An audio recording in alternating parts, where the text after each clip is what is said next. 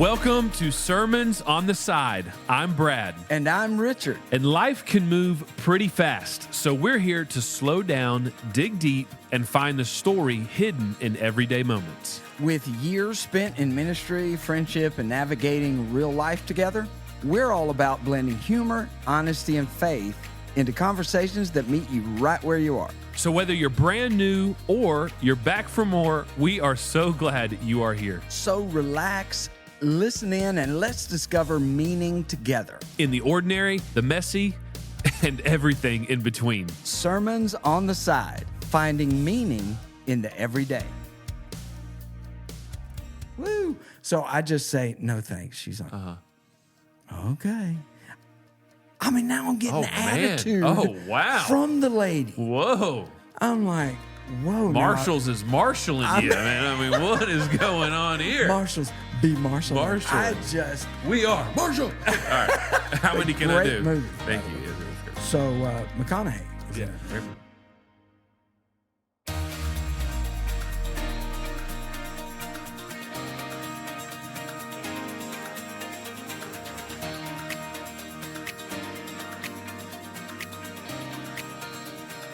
Welcome back to another episode of Sermons on the Side. That's right, it is already Thursday. This week has flown by. Oh, hello. my.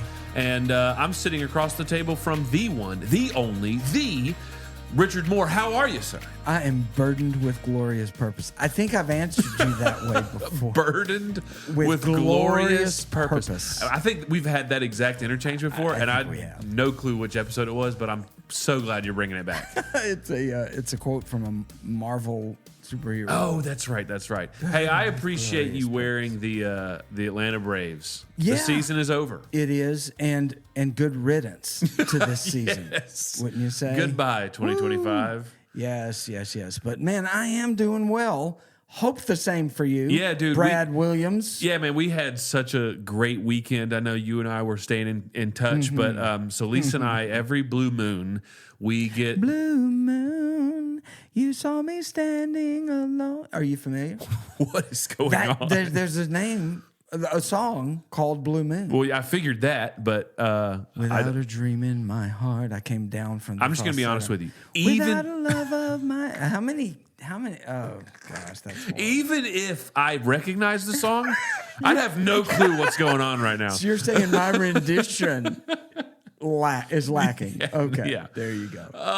Every Once in a while. blue moon, whatever that is, That actually wasn't Lisa bad. and I get to go up to Rome, Georgia, her old stomping grounds, as it were, and lead worship for a Windshape marriage retreat. Just love about that. every weekend in the spring and in the fall, not during the summer because they've got camps on the campgrounds. on those grounds. But yeah, but in the spring and the summer, or excuse me, spring and the fall, just about every weekend they have a retreat. And so Lisa and I are on a little rotation. Anyways, we got to do that this past weekend, and it was just...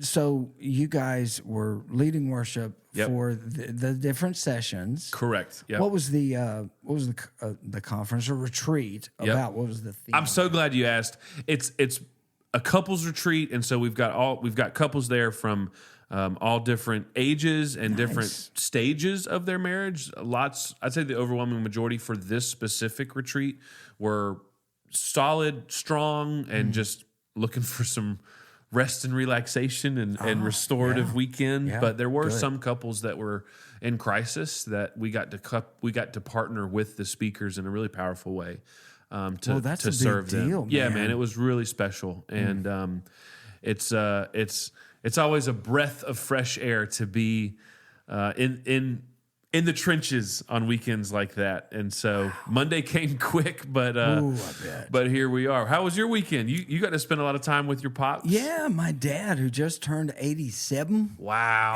87 awesome years. And that was earlier this month, was his birthday. And so he got to spend, it was about a 5-day visit with us. Wow. Always good, always a treat. And you just treasure those kind of moments, right? You take the advantage of the time you have with family. So Pop was there with me.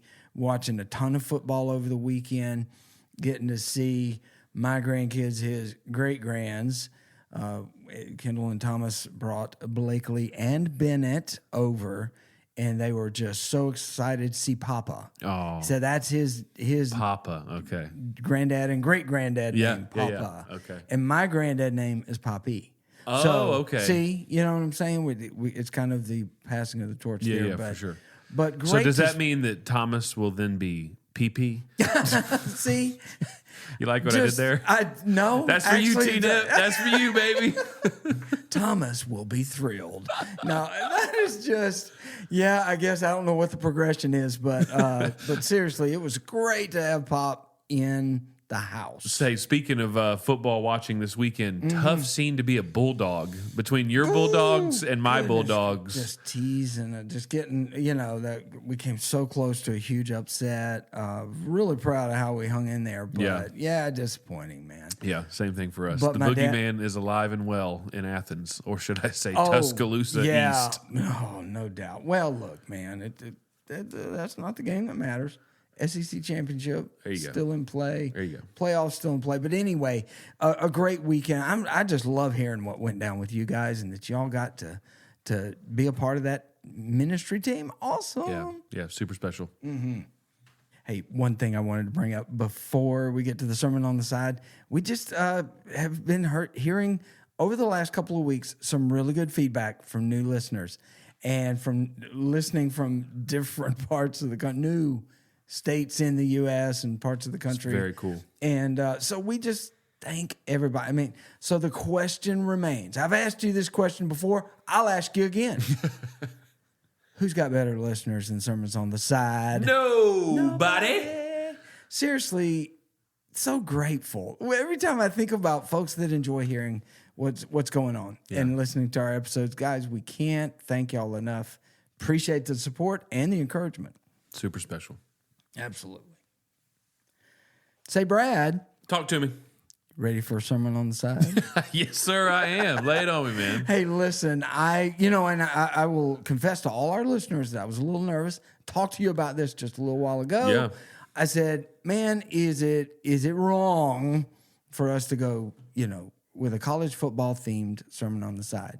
And your response was, we're just getting it all out in one episode. All the jokes, all the shout outs, the sermon on the side was just, we are. Yeah, we do. Look, we're in the deep South and SEC country. How can we not?